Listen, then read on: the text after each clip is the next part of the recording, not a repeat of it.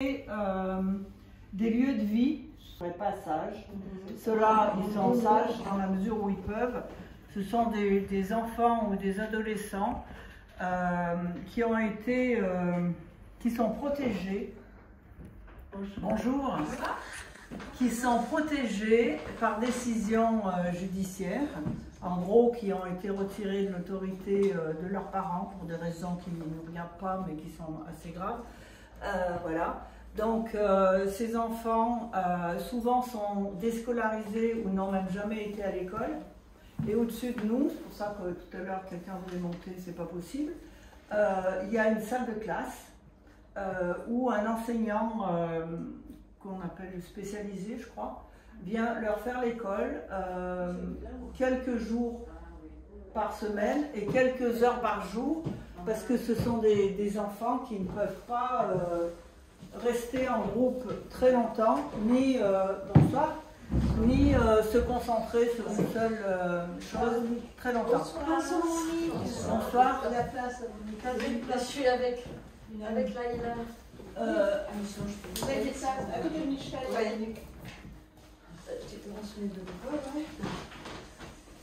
Donc je continue, quand ils en ont marre donc d'écouter la maîtresse, qui est un prof, et ben ils descendent, ils vont éplucher les légumes, ils vont faire laver la salade ou j'en sais rien quoi, enfin bref. Voilà, donc ça les maintient dans une ambiance, alors pas d'insertion, si on peut dire d'insertion, voilà. Mais l'objectif, c'est pas non plus de les former à être cuisiniers, parce qu'on n'a pas la compétence. Voilà. Donc, dans ce lieu, il y a, à part ça, qui est quand même l'essentiel, il se passe d'autres choses. 2 fois par mois, les dimanches, l'association Citoyens Solidaires organise des repas solidaires, ça s'appelle des papotons. Voilà, alors eux, ils disposent du lieu, mais exactement dans quelles conditions les gens viennent manger, je ne sais pas. Je sais que c'est solidaire, qu'il y a un prix d'entrée et qu'après on donne ce qu'on veut, mais c'est tout ce que je sais. Voilà. Sinon, dans ce lieu, on accueille aussi d'autres associations ou même des institutions qui viennent soit se réunir, soit comme nous, par exemple, on est hébergé au Flot, là, et du coup, ça me donne l'occasion, jusqu'à présent, je ne l'ai pas fait, mais donc, vous avez compris que le Flot, c'est associatif. Comme vous savez, les associations, les pauvres, elles ont raclé les fonds de tiroir déjà depuis longtemps. Donc, exceptionnellement, j'ai apporté un chapeau. Voilà, je le pose là, vous en faites ce que vous voulez, si vous le remplissez, c'est parfait. Voilà, donc pour le Flot, est-ce que vous avez une ou deux questions? Alors, vous pouvez venir manger tous les jours à midi. Un repas coûte 10 €, une bière coûte, je sais pas, j'en bois pas, mais par exemple un verre Coca coûte 1 €, je crois. Voilà. Vous pouvez venir tous les jours à midi, les jours de la semaine, c'est-à-dire pas les week-ends, pas les jours fériés, pas les vacances. Toutes les vacances scolaires, l'endroit est fermé. Voilà. Il est tenu donc par des bénévoles, sauf la cuisinière qui est salariée. Sinon, les gens qui vous servent à midi sont des bénévoles. Voilà. Bruno. Non, mais c'est pas grave. J'ai essayé de t'appeler, mais c'est vrai? Ouais. Ah ben là, je suis sûre. Bonjour. Bonjour. Voilà, mais si tu as 5 minutes pour nous allumer ces Je peux choses. pas faire plus, quoi. Ah bon? Ça va. Ah bon, d'accord, j'ai cru que tu Ça savais. suffit, Oui, ça ça suffit, va. ça va. Bon, Le soleil, là, c'est bien. Merci. D'accord. Donc voilà pour le Flot, sauf si vous avez des questions auxquelles je pourrais répondre avec plaisir.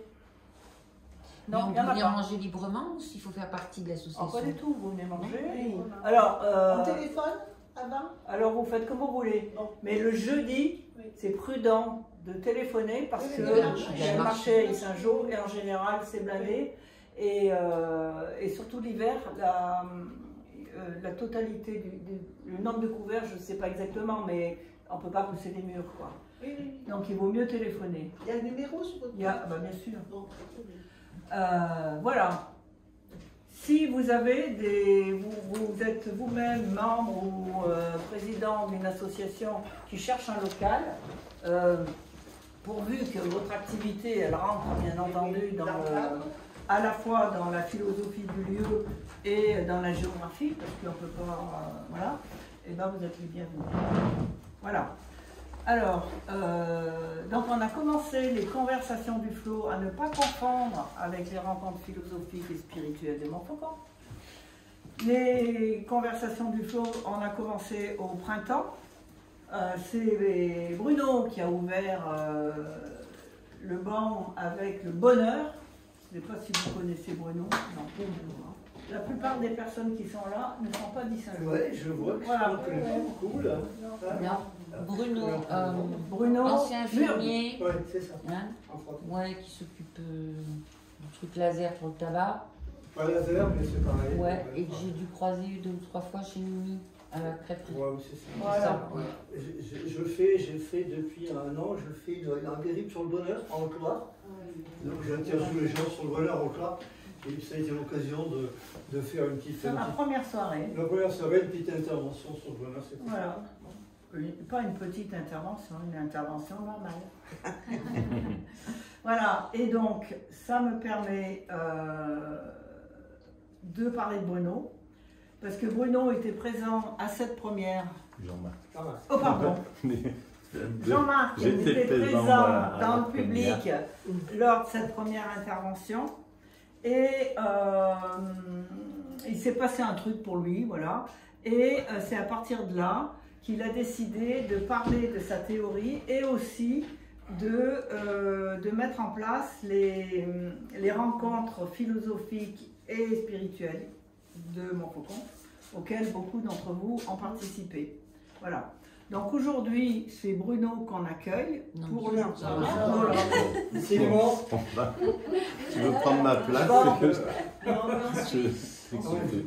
C'est Jean-Marc qu'on accueille pour qu'il nous parle de sa théorie, sa mécanique universelle. Mais avant, donc moi j'ai l'habitude de présenter un petit peu les intervenants. Alors quand ça s'est présenté pour Jean-Marc, ben, j'ai été embêtée parce que il m'a dit que sa vie avait commencé il y a 25 ans. Et compte tenu de l'âge qu'il a, qui est presque le mien, je me suis dit que c'était pas possible. Mais voilà, donc le reste, je peux pas vous en parler parce que je connais rien de sa vie. Mais en tout cas, depuis que je le connais, c'est-à-dire depuis 6 mois, 1 an, 6 mois, je sais que c'est quelqu'un qui s'intéresse à la philosophie, à la spiritualité en particulier, et qui réfléchit effectivement depuis 25 ans à cette théorie que moi je trouve monumentale, qu'il a développée dans je ne sais pas combien de pages, mais beaucoup. Moi j'ai survolé, je ne suis pas capable de vous en parler davantage. Quand même, il me revient des questions que je me suis posées en lisant ce que j'ai lu. Donc là, il va vous le présenter. Et je crois que pour le bon déroulement de la présentation, c'est mieux que vous gardiez vos questions en tête ou sur un papier. Je vois qu'il y en a qui ont apporté un carnet. Pour éviter qu'on dévie trop, oui. Et voilà, parce que c'est quand même un peu ardu. Oui. Et voilà. Donc je laisse la parole à Jean-Marc. Merci. Merci pour cette présentation déjà. Merci pour tout ce que tu as fait pour les rencontres philosophiques qui ont été une petite réussite. Voilà. Une grande réussite. Voilà. Et pour laquelle je ne suis pas pour grand-chose. Si, ça a été pour... Voilà. Et c'est vrai que Bruno, ça a été important parce que c'est la première fois où j'ai osé parler en public. Pour moi, c'était quelque chose d'assez terrifiant. Et d'avoir parlé un petit peu avec Bruno juste avant une intervention, ce n'était pas pour l'intervention de Bruno, mais pour la seconde. Et on a pu parler un petit peu dehors. Et les quelques mots qu'il m'a dit, ils ont été réconfortants. Voilà. Et puis il y a d'autres personnes que je dois remercier qui me soutiennent depuis longtemps et sans qui j'en serais certainement pas là. au moins pour exprimer ça. Alors, il y a 25 ans, en fait, et merci à vous d'être là, pardon, excusez-moi, de ne pas y avoir pensé aussi.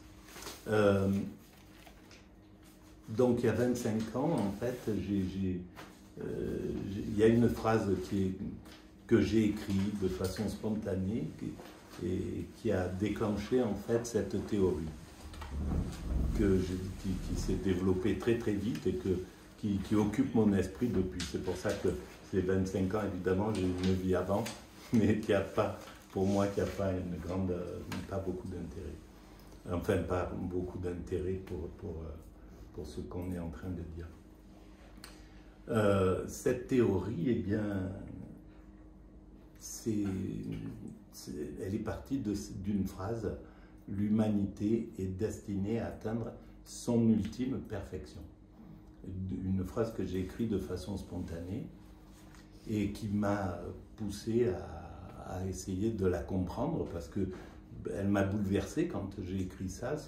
Ça a été vraiment une sorte de... J'écrivais autre chose et elle s'est intercalée dans ce que j'étais en train d'écrire.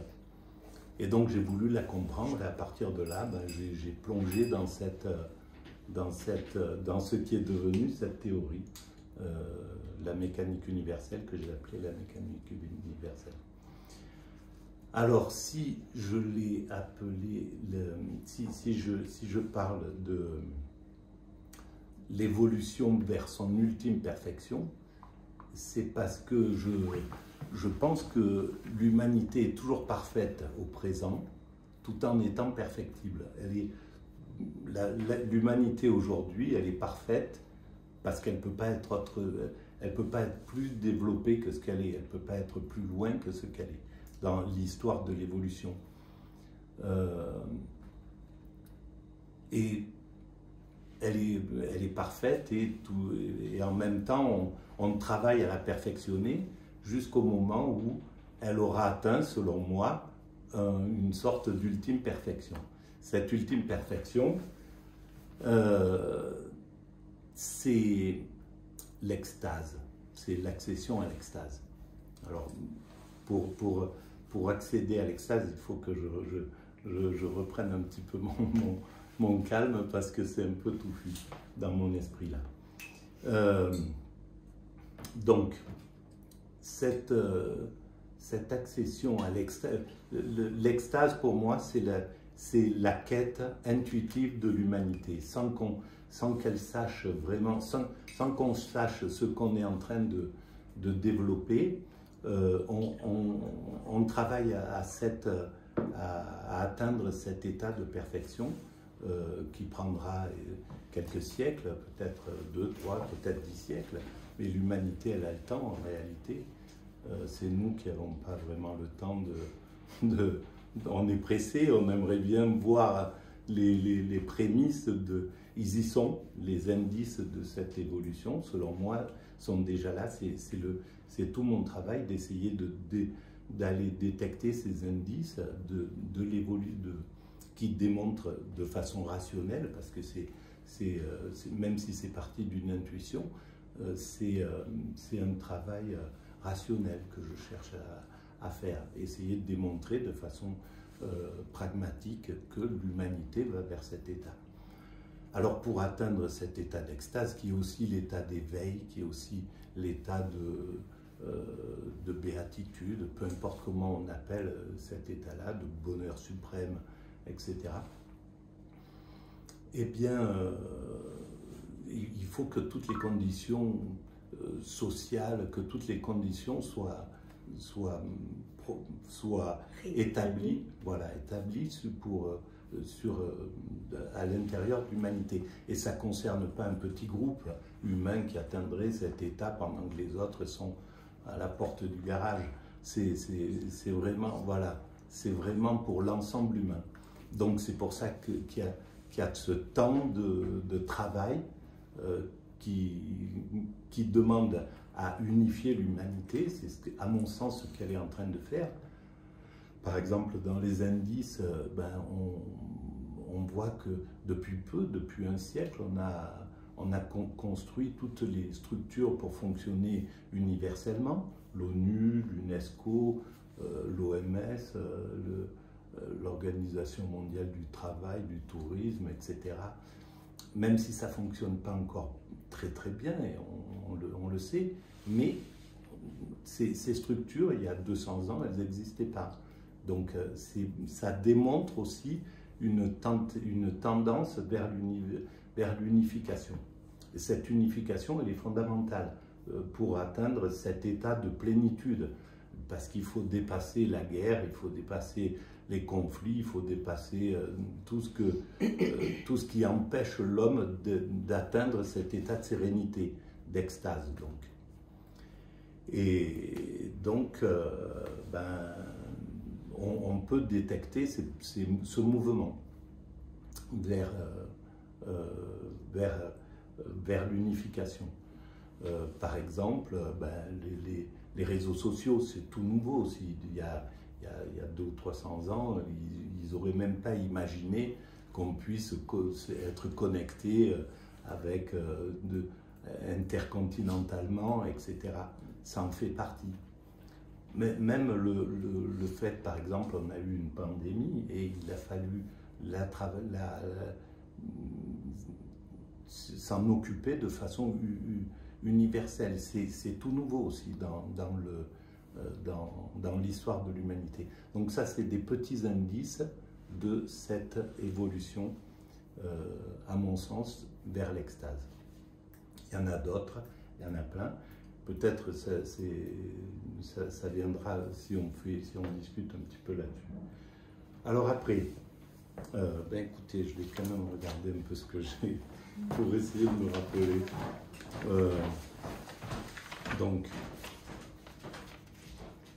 Alors, voilà, oui. La base de cette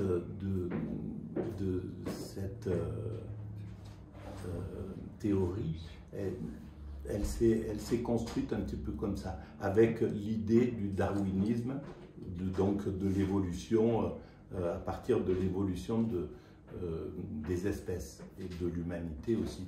Si on accepte l'idée que nous étions des primates naturels, mais voilà, qui vivions à peu près de façon similaire aux chimpanzés peut-être actuellement, si on accepte cette idée, moi en tout cas c'est mon cas, j'ai donc essayé de voir de façon spatiale cette évolution. Nous étions des primates naturels qui vivions de façon similaire aux chimpanzés, une sorte au bonobo plutôt, selon nos tendances. Nous sommes des hommes constructeurs, donc l'humanité jusqu'à aujourd'hui, c'est une humanité constructrice pour moi. Tous les hommes qui sont passés font partie de cette humanité, c'est nos frères en somme, c'est nos parents, nos frères, et ils ont tous travaillé, chaque être humain qui apparaît sur cette planète travaille à cette évolution, sans le savoir, à cette évolution vers l'ultime perfection. Les premiers hommes ont travaillé à développer notre pouce préhensile, notre dextérité, la position debout, tout ça, comme nous travaillons à l'humanité, eux travaillaient pour l'humanité, mais sous cette forme-là. Après, ceux qui ont développé la culture, etc., voilà. Une autre chose fait penser à l'évolution vers cette unité humaine, c'est que, donc, de ce petit groupe d'humains, les premiers humains, on s'est multiplié, on s'est répandu un petit peu sur l'ensemble de la planète, on est allé s'adapter à tous les endroits, s'acclimater, découvrir tous les endroits. Il y en a qui sont allés s'adapter au désert, les Touaregs, les Bédouins, d'autres qui sont allés s'adapter dans les glaces, les Inuits, etc. Et pour moi, c'est une sorte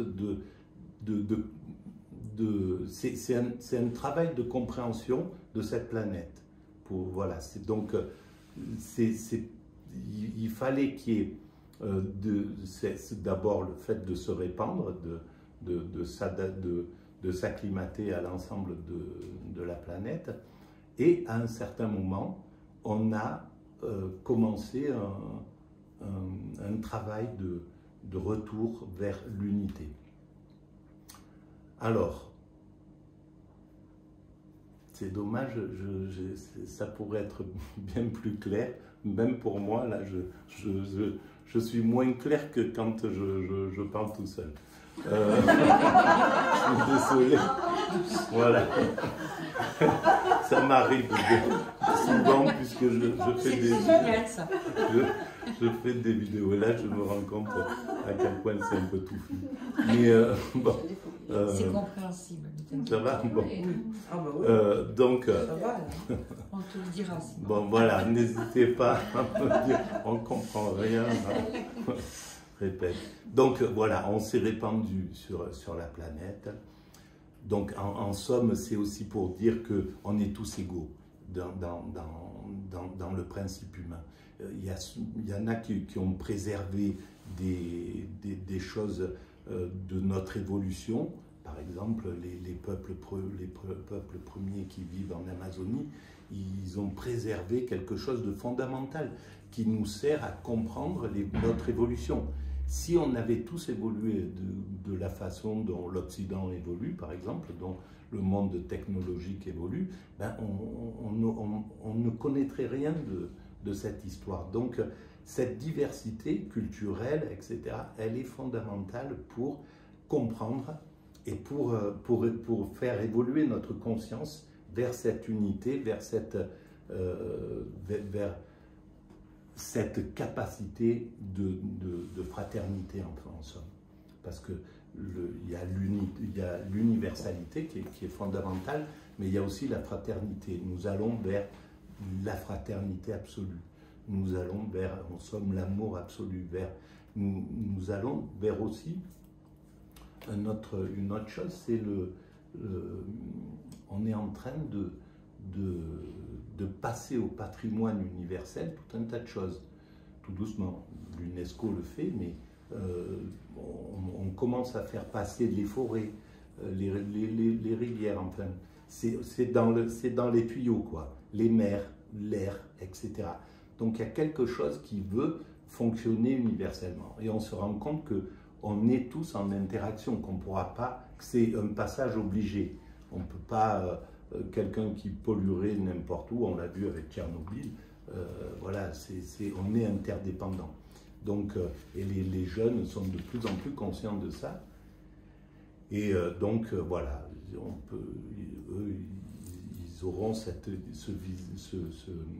vision universelle déjà très tôt et qu'ils pourront développer.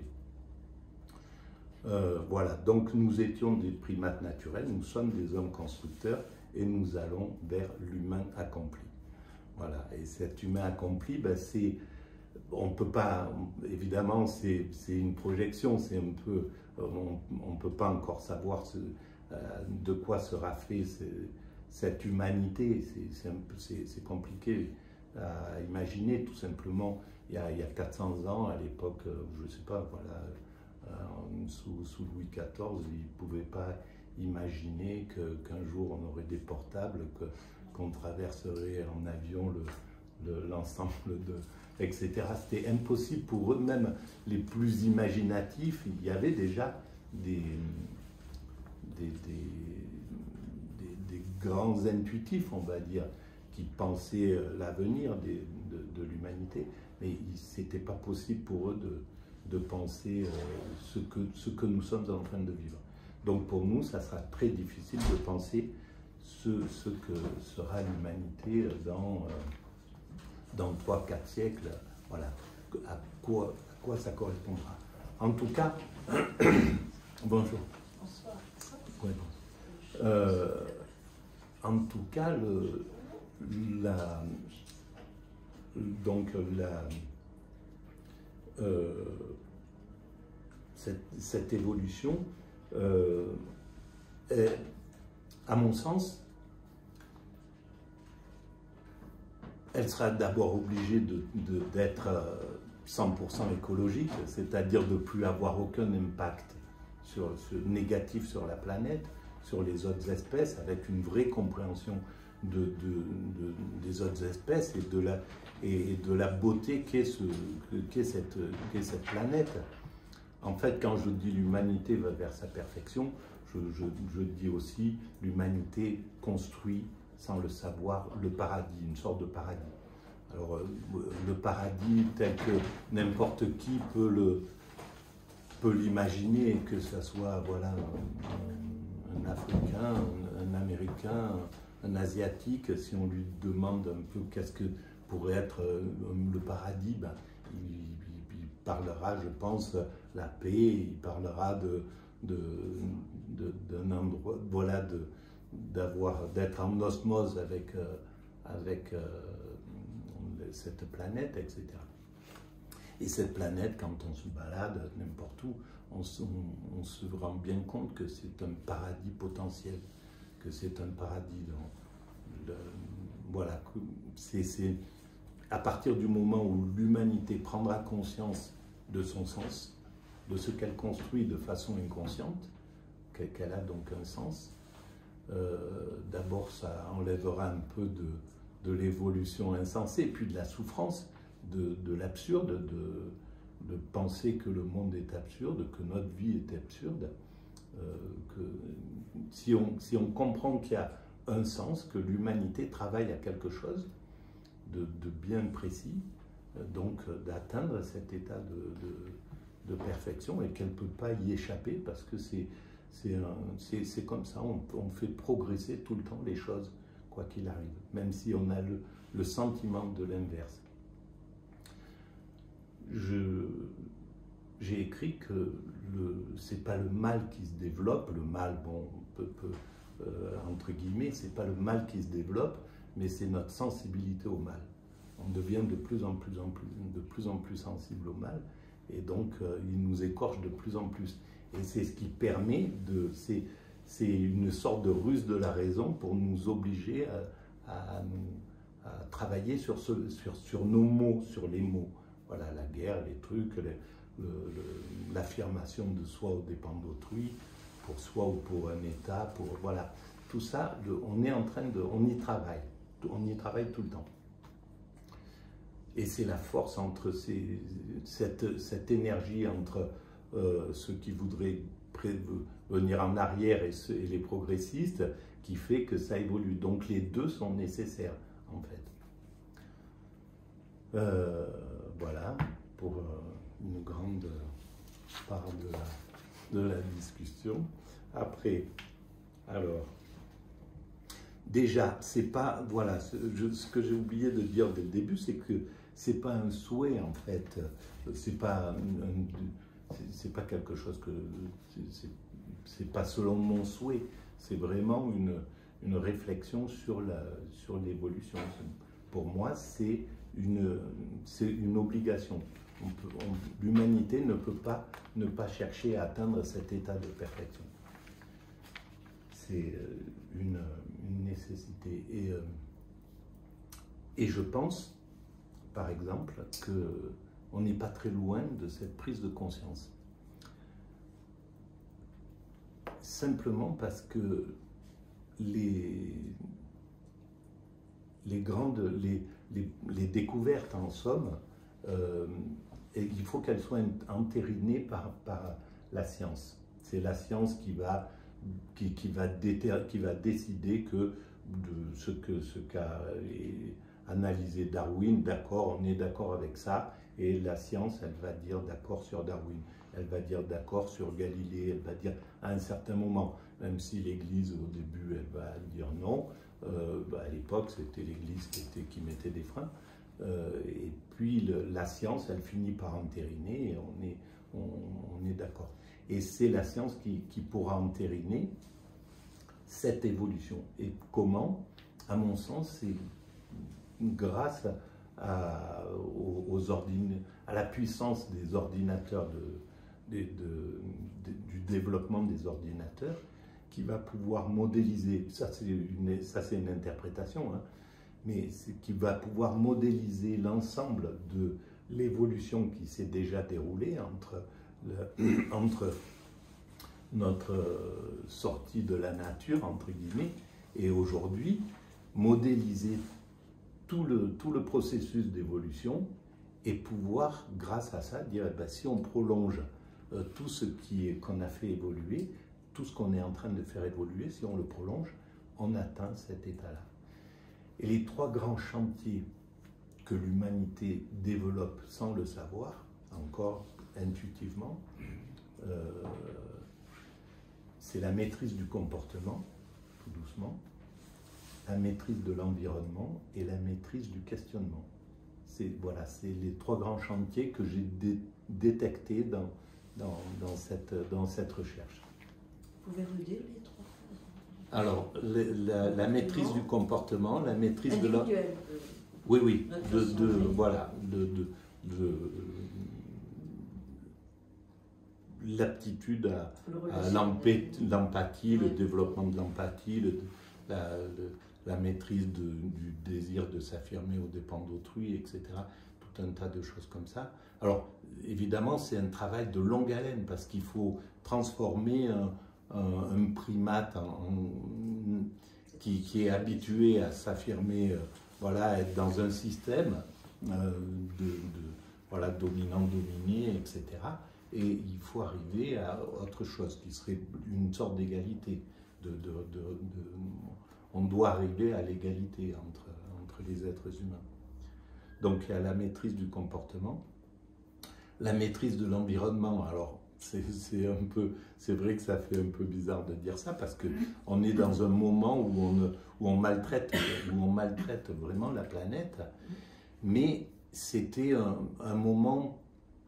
Ce qui s'est joué dans l'évolution, à mon sens, ne pouvait pas se faire autrement. Déjà, on ne peut pas revenir en arrière. C'est donc ce qui s'est déroulé. Il y a toujours une raison à la façon dont l'humanité s'est déroulée. Et donc, on a maltraité la planète, c'est clair, et on commence à mettre un pied, peut-être un orteil, dans le désir de passer à un autre niveau, de rentrer dans un système écologique. On y rentre. Évidemment, on le voit pas, c'est pas brutal parce que le principe de l'évolution, il est lent. C'est quelque chose il faut vraiment étendre les siècles pour pouvoir voir, même si maintenant il y a l'accélération du temps, parce qu'on est de plus en plus nombreux à chercher, donc ça évolue plus vite, mais on ne voit pas des ruptures fortes. Pourtant, elles y sont en fait, ces ruptures. C'est depuis peu que l'écologie est rentrée dans notre esprit. On voit les sociétés, n'importe quelle entreprise maintenant est un peu obligée de tenir compte de ça. Alors, c'est pas parfait, on n'a pas encore atteint une vraie conscience complète de l'écologie, mais il y a un tas de boulot qui se fait là derrière. Et on atteindra cette maîtrise. Et la maîtrise de l'environnement, ça sera une harmonie, ça sera atteindre l'harmonie avec la nature, donc ne plus avoir aucun impact sur l'environnement, sur les autres espèces, etc. Le respect absolu de cette planète. Et c'est quelque chose, à mon sens, qui est dans nos possibilités, qui sera une obligation même, de toute manière. Le troisième. Le troisième, oui. Ouais. La troisième, c'est donc la maîtrise du questionnement. Donc, c'est toute la recherche, en fait, toute la recherche sur qui nous sommes, d'où nous venons et où nous allons. Voilà, la mécanique universelle essaye d'expliquer où nous allons de façon archaïque. Mais, et je pense qu'on répondra globalement à toutes les questions. il faudra du temps. On répondra aux questions de pourquoi il y a eu cet univers, comment s'est constitué cet univers, etc. Toutes les questions insolubles, encore insolubles aujourd'hui, on parviendra, à mon sens, à les éclairer. Il faudra du temps, on travaille sur la matière pour savoir vraiment de quoi elle est constituée, etc. On voit à quel point l'éthologie commence à vraiment réfléchir sur le comportement des autres espèces. On parviendra à communiquer, à mon sens, avec les autres espèces. On trouvera les clés pour ça. Il faudra peut-être 100 ans, 200 ans, 300 ans de recherche, peu importe. Mais on y arrivera. Voilà, ça en fait partie. Et donc, le questionnement, répondre à nos questionnements, c'est aussi aller vers cet apaisement, vers la sérénité. C'est toujours cette recherche de l'extase qu'il faut garder en mémoire. Parce que ce qui nous angoisse, en fait, ce qui fait qu'on n'est pas en extase, qu'on n'est pas en état de sérénité absolue pour l'instant, et c'est nécessaire qu'on ne le soit pas, puisqu'on est les constructeurs de cet état de perfection. Donc on a besoin d'être en stress, d'avoir toutes nos pulsions, on a besoin d'être normaux, quoi, comme dans la conscience ordinaire. Cette conscience ordinaire, d'avoir de l'ambition, d'avoir envie de dépasser l'autre, toutes ces choses qui font que on dit ce monde, c'est un peu, voilà, c'est un peu une jungle. Ben, c'est une façon, c'est normal pour pouvoir construire parce que nous sommes les hommes constructeurs. Nous n'avons pas accès, en tant qu'humains constructeurs, on n'a pas accès à la sérénité. Parce que la sérénité, c'est la contemplation, c'est la fin de la création. On n'a plus envie de construire, on est juste, voilà, on a besoin juste de s'aimer, de se balader, voilà, d'être... Et pour construire, eh ben, il faut être tracassé, il faut être en souci, quoi. Et donc, nous, on a droit au plaisir. On n'a pas droit au bonheur suprême, qui est l'extase, mais on a droit au plaisir, voilà. C'est la récompense pour notre activité d'humain, où on donne en tout cas, on donne chacun de nous, on donne la totalité de notre existence à cette œuvre qu'on réalise sans le savoir. C'est ce qui fait de nous, et en plus gratuitement, parce que quand on quitte cette terre, on laisse tout. Donc tout ce qu'on a fait, c'est vraiment pour l'humanité. Et on ne le sait pas. Et si on le savait, on pourrait comprendre qu'on est des altruistes. On est tous des altruistes, on est tous des généreux sans le savoir. Voilà. Et il y a une petite aiguille qu'il faut comprendre, c'est la position du mal, de ce qu'on appelle le mal dans l'humanité.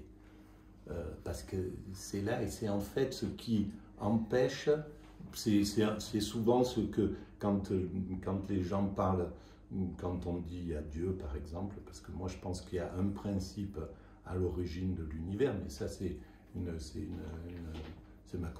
conviction. On va dire, mais pourquoi il y a le mal? Pour quelle raison il y a le mal? Et le mal, ben, il a sa vocation, malheureusement. C'est vraiment... Et il y a tout un chapitre, alors c'est assez long à expliquer, mais il y a tout un chapitre qui démontre que ce qu'on appelle le mal, ben, c'est une nécessité pour aller vers cette ultime perfection. On ne peut pas passer d'un primate naturel à un humain abouti sans passer par ce que nous appelons le mal. Voilà. Après, par exemple, je pense qu'une grande partie de notre morale, de notre éthique, elle était déjà présente chez les primates naturels. de façon instinctive. Par exemple, dans la nature, quand un dominé tend le cou à un dominant, que le dominant pourrait lui faire du mal, il l'arrête, ça arrête tout de suite sa violence. Et donc ça, c'est instinctif. Et cet instinct, l'humanité le perd, ou l'a perdu dans la transformation, dans cette chrysalide entre un primate naturel et l'humain abouti. On a perdu cet instinct et on l'a transformé en éducation. C'est quelque chose qu'on doit apprendre, qu'on doit enseigner. Et on l'a, hein, ce truc. Par exemple, quand j'étais enfant, dans la cour de récré, quand on se bagarrait, quand il y en avait un qui tombait à terre, on disait tu ne dois pas taper quelqu'un à terre. Voilà, c'était une règle morale mais elle est équivalente à celle du primate, du dominant primate qui pourrait vraiment faire du mal à un subalterne. Donc on a transformé, en fait on a fait évoluer, humainement parlant, mais ça ne fait pas de nous, pas de l'humanité une espèce supérieure, c'est juste l'humanité, elle a une vocation dans le vivant, elle est sortie d'un processus et pour faire quelque chose. Alors on peut, moi je pense que c'est pour éclairer il y a dans la spiritualité, beaucoup de spiritualités disent que l'homme est là pour éclairer en fait le principe, ou pour incarner le divin, ou pour l'éclairer. Et je pense que c'est une des vocations de l'humanité, celle-ci par exemple. Voilà. Après, peut-être il y a une suite, je vais voir. Ah oui, parce que, bon, pourquoi l'extase? L'extase, alors, l'extase, c'est... Alors, j'ai vécu une expérience extatique qui m'a permis peut-être aussi de comprendre ce que c'était, mais de façon accidentelle. Je ne savais pas du tout ce qui m'était arrivé. J'ai rien compris, ça a duré une semaine. Pendant une semaine, j'ai plané, parce que c'est le terme, et je ne savais pas du tout ce que je vivais. Je m'en suis rendu compte plus tard en sortant. Et j'ai compris beaucoup de choses à travers l'extase. L'extase, c'est l'état de présence, de présence absolue à l'immédiat. On est dans un état de présent et on ne peut plus faire de référence. Il n'y a plus de référence du passé. Le passé est éteint, donc il n'impacte plus. Nous, par exemple, tous nos traumas d'enfance, on en a tous, hein, on a tous vécu des choses qui nous ont un peu bousculés et qui font que nos comportements sont, voilà, ma timidité par exemple, le fait d'avoir du mal à communiquer ou d'avoir le regard des gens ou des choses comme ça, ça vient c'est un impact de mon enfance. Et là, ça m'impacte pour l'instant parce que je suis dans la conscience ordinaire. Dans cet état de conscience ordinaire, ce passé, il m'impacte. Dans l'état d'extase, ce passé, il est éteint.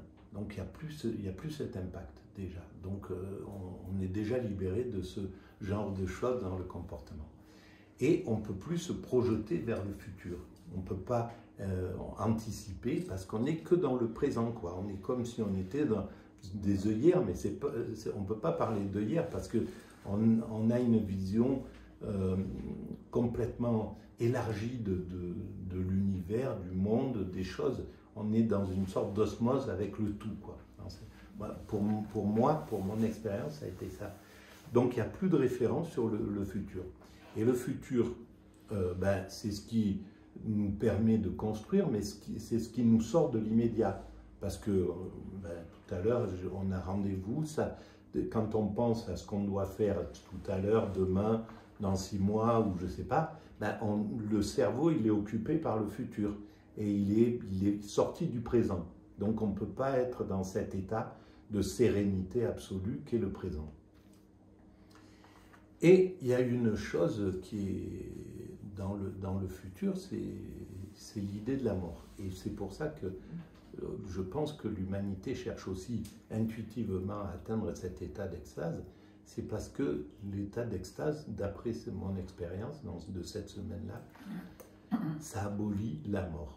Donc c'est une façon de dépasser la mort. Et je pense que l'humanité dépassera la mort justement grâce à cet état. Ça ne veut pas dire qu'on ne meurt pas, mais ça veut dire qu'on n'a plus la mort n'a plus du tout d'impact dans l'esprit.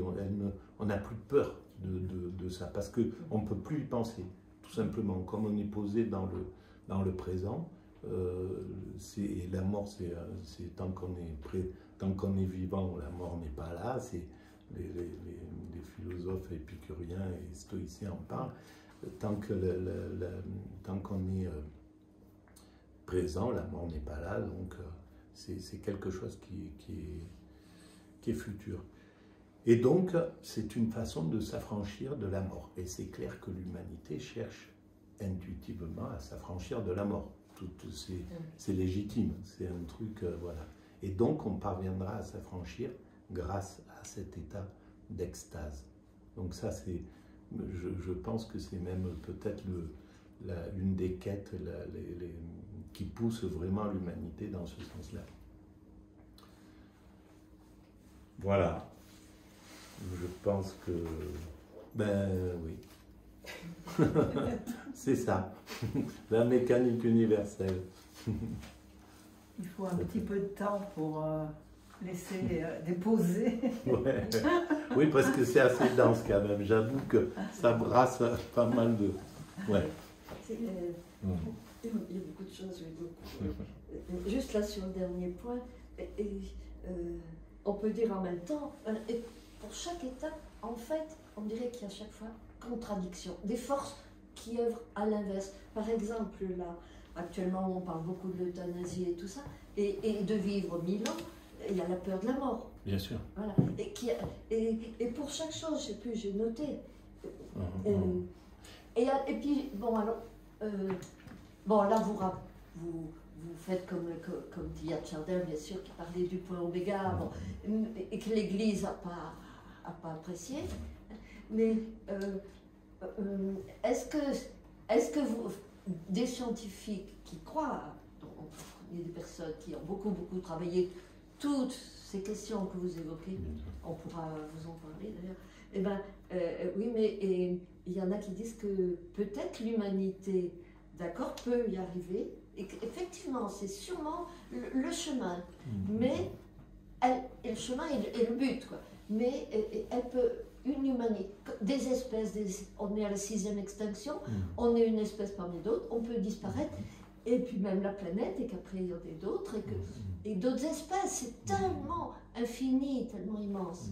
Alors, bon, vous allez dire, ça ne change rien. Non, mais c'est un argument, et c'est une possibilité peut-être.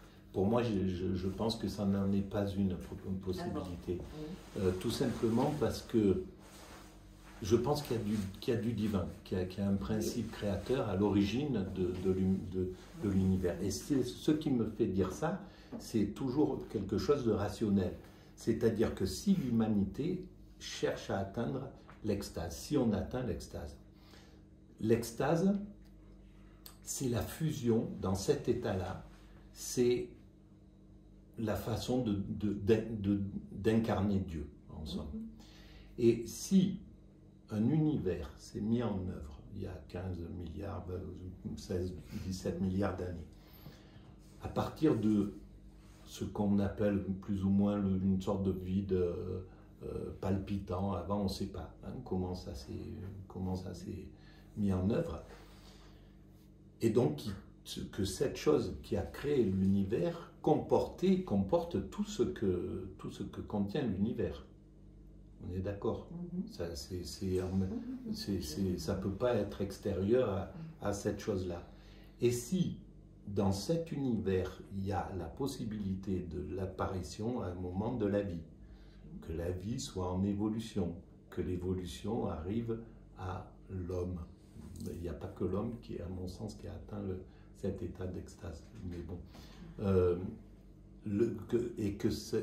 l'homme, dans son évolution, va vers l'extase, et si l'extase, c'est le plus haut degré de l'amour, ce qu'on appelle l'amour, parce qu'en fait, c'est qu'un terme. L'amour, c'est une sensation, en réalité. Ça pourrait s'appeler XP4, ça serait pareil. Mais cette sensation, voilà, cet état d'amour, ça veut dire que c'est en lien avec ce qui était à l'origine de l'univers. Ça veut dire que ce qui était à l'origine de l'univers contient déjà cet amour. Donc, et ça correspond à tout ce que les religions disent. Dieu est amour, c'est l'essence de l'amour en somme. Donc, ça démontrerait qu'il y a ça. Donc, s'il y a du divin, s'il y a tout ce processus, pourquoi ça s'arrêterait? Pourquoi ça devrait s'arrêter avant d'arriver à la possibilité de vivre cette chose? Si c'est infini, parce que si c'est infini, et que des scientifiques parlent de multivers. Oui, mais bien sûr. Vous l'intégrez aussi, alors, cette notion? Et de Big Crunch et de Big Bang. L'inspire, expire dont parlait Brahma. Donc vous l'intégrez aussi? Oui, bien sûr. Oui. Et même... Ça veut dire que, en fait, avec l'évolution, les divergents ou les déviants, à la longue, sur le long terme, vont disparaître. C'est une question. Les divergents? Le mal, les quoi. atypiques, les... Non, justement, c'est... Sur la longueur, parce que pour obtenir, en fait, l'extase, il faut avoir un objectif commun. Oui, c'est...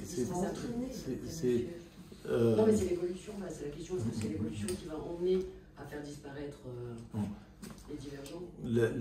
La finalité, elle est difficile à imaginer un monde qui a atteint cet état d'extase. On ne sait pas si les différences sont encore là, on ne peut pas l'imaginer.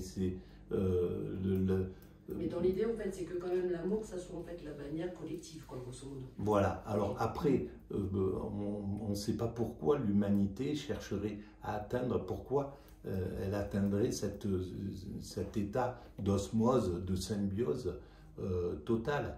Qu'est-ce qui peut se passer derrière? Ça, c'est des questions insolubles. Parce que évidemment, ça pourrait... se détruit. Si c'est pas l'amour, c'est la destruction des uns des autres. Et peut-être que la force d'amour qui peut être dégagée dans une humanité, s'il y a 8 milliards ou 10 milliards d'êtres humains qui sont en état d'extase, qui est un amour absolu, peut-être ça nous fait passer dans un autre univers.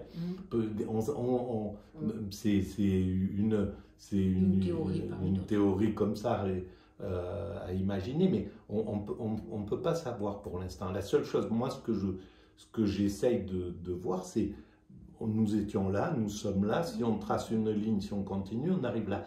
Peut-être que l'humanité, à un certain moment, dira, bon, c'est pas la peine, on ne va pas jusqu'au bout, j'en sais rien, on prend une autre chose. Je ne pense pas, et je pense que ce n'est pas possible. Tant qu'il y aura un être humain qui souffrira sur la planète, l'ensemble humain ne l'acceptera pas. Donc, c'est une sorte d'obligation dans ce truc. Après, le pourquoi, c'est... Après, pour la question de la diversité, ben c'est plus quelque chose qui nous occupe aujourd'hui. On va prendre conscience, l'humanité va devoir passer d'autres paliers de conscience pour comprendre à quel point la diversité, pour comprendre à quel point les choses sont beaucoup plus complexes que ce qu'on croit. Sur ma théorie, il y a un chapitre qui s'appelle « Le langage muet du vivant ». et de l'univers aussi. On n'a pas encore pris vraiment conscience de l'importance de chaque être humain. Chaque être humain est fondamental et égal pour la construction de cet état de perfection. Le bébé qui vit que 2 heures et l'être humain qui vit 105 ans, ben, ils ont exactement donné la même chose, c'est-à-dire l'entièreté de leur existence. Et il y a des façons de penser le monde qui vont qu'on va devoir dépasser. Par exemple, sur la mécanique universelle, je dis le SDF au coin d'une rue, il travaille autant l'humanité que le sociologue qui va écrire un livre sur lui. Donc, simplement, l'humanité n'a pas compris, pour l'instant, l'importance de chaque être humain. Le SDF qui est dans la rue, il travaille tous les êtres humains qui passent, il agit sur eux. Il oblige à penser, à réfléchir, enfin, il travaille sur ce truc-là. Et voilà, c'est valable pour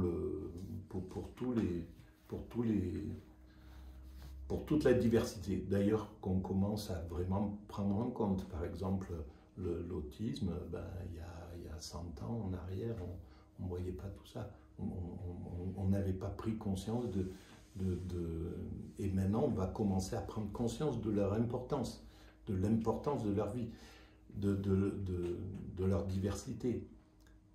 Et ça me fait penser à sur la NECA, je pense par exemple aux porteurs de trisomie, que la société actuelle, de façon indirecte, écarte en proposant le choix, voilà, comme si c'était, voilà, parce qu'on n'a pas compris à quel point ils sont fondamentaux pour l'humanité. Pour moi, par exemple, c'est les plus grands résistants au marché, au système, parce qu'ils s'en foutent complètement. Tu peux venir avec une Porsche et lui dire « Tiens, tu as vu ma Porsche ?»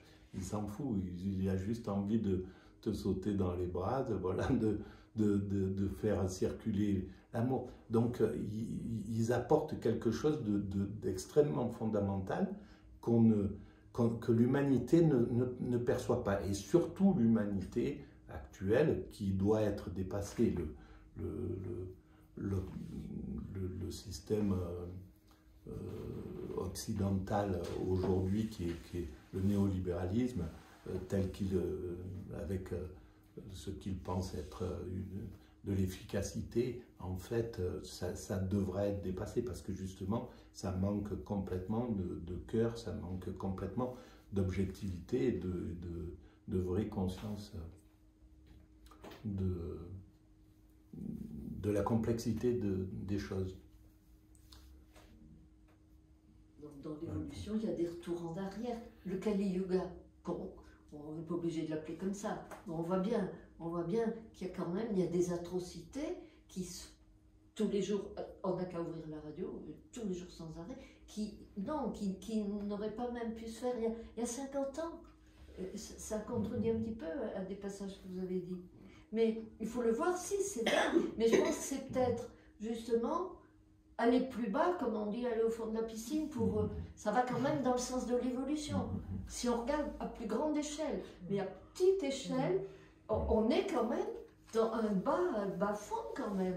Il y a des moments qui semblent, pour moi, être des moments de régression, effectivement. Et la régression, elle fait partie de l'évolution. Hein. Voilà. Nous-mêmes, on passe par des périodes un peu comme ça. Mais dans la globalité, le monde est...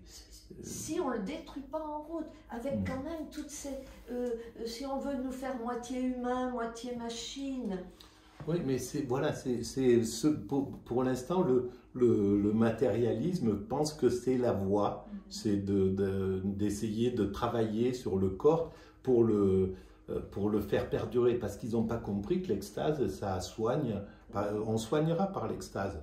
Un état d'extase le corps, il est dans un état de perfection absolue. Tous les organes fonctionnent comme une horloge. Donc, l'extase, c'est une méditation, c'est quoi? Non, c'est pour moi, Un état. voilà, c'est un état, c'est vraiment un état de conscience complètement différent de l'état de conscience ordinaire. Là, on est dans un état de conscience ordinaire. L'état de conscience, c'est un état où... Limite, on voit pas le mur qui est en face, quoi. Enfin, oui, la perception de l'environnement est complètement différente. Moi, j'aime bien votre définition, là, le présent absolu. Oui, d'accord, mais comment on peut rentrer en extase alors? Ben, il y a des techniques, hein. Il y a Ben, des, oui, mais il y a sinon, des... ça doit pas claquer du doigt, ça y est. Ben, moi, malheureusement, j'ai même pas eu le temps de claquer du doigt. Je suis sorti de la poste et j'étais dans cet état. Et je ne savais pas, hein. Je suis arrivé chez moi, c'était... Pas l'expliquer. J'ai pas dit... L'expliquer, après, il y a des petits indices qui peuvent me dire... J'avais vraiment le sentiment... Ouais. Voilà, d'avoir. J'avais écrit la mécanique universelle, donc cette théorie. Elle existait déjà, la théorie? Oui, la théorie, Voilà, elle existait. oui, Elle avait, voilà, et j'y avais travaillé pendant 2-3 mois à fond, un peu comme un forcené. Donc j'avais réalisé ce truc et je pensais que je pouvais pas. J'avais fait tout le squelette de la mécanique universelle. Je ne savais pas que c'était ça, mais bref. Et je pensais que j'arriverais pas, parce que j'ai pas fait d'études ni rien, je n'avais pas rédigé, donc je pensais que j'arriverais jamais à en faire quelque chose. Et donc je l'ai envoyé à d'autres personnes en disant, voilà, moi je ne saurais pas faire, ça c'est la base, si vous voulez en faire quelque chose, voilà. Et en fait, quand j'ai envoyé ce courrier, c'est pour ça que j'étais à la poste, j'ai lâché ce... Et dans ma théorie, tout ce qu'on fait, c'est exactement ce qu'on devait faire. On ne se trompe jamais. Même que quand on doit passer par les pires choses, c'est ce qu'on devait faire. Une fois que c'est fait, c'est fait. On n'a pas véritablement de choix en réalité. On pourrait essayer de le démontrer parce que j'essaye de le démontrer sur la mécanique universelle. Et donc, quand j'ai lâché ces trucs, j'ai eu un sentiment d'abord, à un certain moment, je croyais bien à cette théorie que tout ce que j'allais faire, c'était parfait. Donc, si j'ouvrais mes doigts, c'était parfait. Si je les gardais fermés, c'était parfait. Et je les ai ouverts. Mais je n'ai pas cru tout de suite parce que j'ai voulu aller les récupérer. Mais pas sans...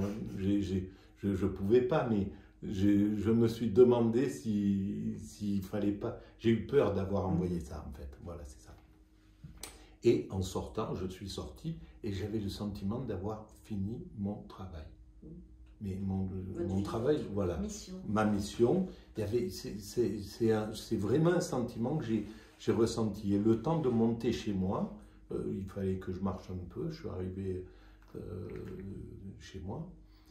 Et j'étais dans cet état, et je ne savais pas du tout, hein. Et ça a duré une semaine. Et cet état, il m'a vraiment montré à quel point il n'y a plus la peur. Moi, j'ai une sorte de BPCO, donc je respire très très mal. Là, je respirais comme une horloge, donc, parce que le rythme, il est extrêmement lent.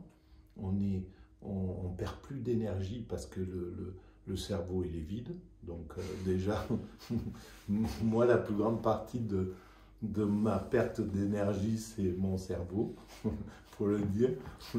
Pas ça comme ça, c'est l'ego qui a disparu. Oui, mais ça, c'est clair. Le cerveau, il continue. Oui, mais c'est l'ego. Bien sûr, bien sûr. Ouais, c'est l'ego, c'est clair, c'est ça. Ouais. Pardon. Non, mais c'est exactement ça. Mais on se sent dans un état d'esprit vide, quoi. On est complètement relié. Mais moi, il m'est arrivé ça aussi. Ouais. Et c'est inexplicable, en effet. Voilà. Et je pense que ça arrive bien plus souvent que ce qu'on croit. Il y a aussi. Beaucoup de gens qui font ces expériences. Il y a des expériences. micros, en fait. Moi, c'est arrivé pas d'un coup, je pense. J'ai eu des trucs avant, mais bon, je n'ai pas franchement écouté. Pourquoi vous avez associé à Dieu systématiquement toute votre théorie? Non, mais c'est pas forcément Dieu, c'est... Il faut mettre un mot, alors. Oui, c'est ça. Ouais, c'est ce principe l'univers, c'est créateur, la ce source, truc. c'est Pour moi, la ça me source, paraît ouais. plus évident que ça s'est pas fait à partir de rien et que c'est pas rien qui est à l'origine de tout ça. Ça me paraît être qui est quelque chose d'indéfinissable. Hein. D'ailleurs, c'est la définition de la plupart des religions, de ne pas définir ce principe créateur. Ouais, mais alors moi, dans l'extase, j'ajouterais ne pas avoir de Dieu, quoi. Dans l'extase, ça vient de ne pas avoir quelque chose, un créateur qui a créé un truc. De toute façon, il n'y a plus de mental. Oui, mais non, il le vit, exactement. Il le vit, il le pense. Oui, mais il le donc, vit. ce que vous avez exposé, c'était quand même relié en fait à l'image Oui, divine, quoi. pour Mais mon parce point qu'on de est vue, tous- pour mon, c'est tout, ouais, c'est c'est tout, ça, je ça c'est comprends. mon point de vue, mais là c'est chacun le Donc, côté. la foi existe encore, quoi, dans votre théorie. C'est pas la foi, moi je suis athée en fait. Ouais, là, Donc c'est pas la foi. C'est quoi On est relié à quelque chose de divin, mais on est tous. En fait, Oui. L'intelligence collective, quoi. oui. La conscience. Pour moi, la de- conscience collective, voilà. Moi, je remercie beaucoup Jean-Marc pour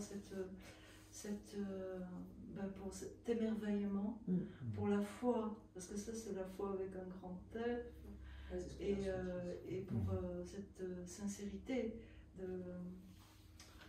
de partager une expérience qui est effectivement c'est des moments partis. Enfin, là, c'est un moment qui a duré très longtemps, je crois, les jours, une semaine. Mais on a, je pense, chacun en soi, on a des moments précieux et très particuliers qu'on a vécu comme ça. Et je partage aussi alors je suis à la fois pessimiste parce que je vois davantage des moments de régression, effectivement, que l'humain n'est pas particulièrement Bon, ouais. beau et bon aujourd'hui. Mais quoi, j'ai alors je sais pas, j'ai la chance voilà, de vous entendre cet après-midi. Et puis aussi d'entendre, alors je sais pas, je sais pas si on a des antennes et puis qu'on va à des endroits plus particuliers pour entendre quelque chose qu'on peut entendre, je sais pas. Mais alors, la vocation de l'humanité, c'est d'incarner le divin. Eh bien, vous n'êtes pas le seul à le dire. Aujourd'hui. Et c'est indépendant de toute forme de religiosité. Oui. Je dis pour C'est pas ce que j'entends, je m'excuse. Ouais. non, mais c'est pour encore Mais c'est pas ce que j'entends comme propos. voilà, c'était pour ça. Moi, j'aurais aimé, alors par contre, ça me fait peur, ça, je n'ai pas peut-être compris. Modéliser l'évolution par les ordinateurs. Qu'est-ce que vous avez voulu dire? Bon, je vais finir cette truc sur Dieu avant, si tu permets. En fait, ce qui m'intéresse dans les spiritualités, je m'intéresse à toutes les spiritualités, mais à égalité, vraiment, et par leur sommet. Et elles ont toutes, par leur sommet, ce que certains appellent des fous de Dieu ou des expérimentateurs du divin. Ils existent dans le soufisme. Ceux qui cherchent à atteindre l'extase, ça fait très très longtemps que ça existe. C'est atteindre le nirvana dans le bouddhisme, etc. L'éveil. Bon, c'est à ce niveau-là, c'est eux qui me montrent qu'il y a vraiment du sens dans le spirituel, en somme. Dans le spirituel, dans la totalité. Et la plupart par exemple dans le soufisme, beaucoup de soufis disent, et d'ailleurs ils ont été pourchassés pendant longtemps par la religion classique, parce qu'ils disent je suis Dieu, je suis devenu Dieu. Évidemment, ça paraît insensé, mais quand on vit l'état d'extase, on sent qu'on est dans quelque chose qui n'a rien à voir avec l'état de conscience ordinaire. Il n'y a plus aucune peur. Et ça paraît insensé. Le corps, il vit quelque chose c'est une jubilation, une joie, une jouissance physique qui est absolue. Moi, Je peux vous raconter une histoire ouais, par rapport à ça. ouais. j'étais à Puna dans un centre et on a fait un exercice soufi comme ça. On nous a appris à tourner la main, une main en haut, une main en bas et sur la musique j'ai tourné.